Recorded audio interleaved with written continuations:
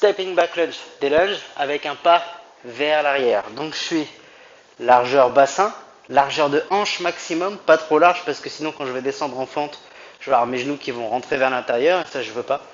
Largeur de hanche maximum. Poids du corps sur les deux talons. Je vais reculer mon pied loin comme pour me placer en fente, sauf que dès que j'ai placé mon pied, je tombe vers le sol et je pousse sur ma jambe avant pour revenir vers l'avant.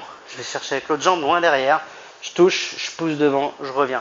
Et ça, au début on décompose s'il y a besoin, et puis au fil du temps, on essaie d'avoir quelque chose de plus fluide, de beaucoup plus fluide.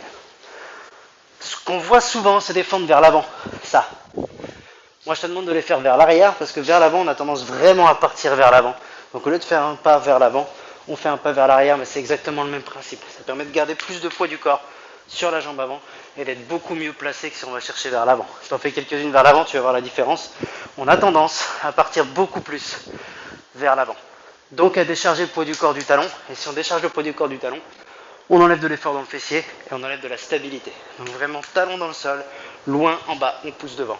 Loin en bas, on pousse devant. Loin en bas, on pousse devant. Suffisamment loin derrière ton pas. Il faut qu'il soit assez grand pour que tu retrouves ta belle position de fente avec les deux angles droits.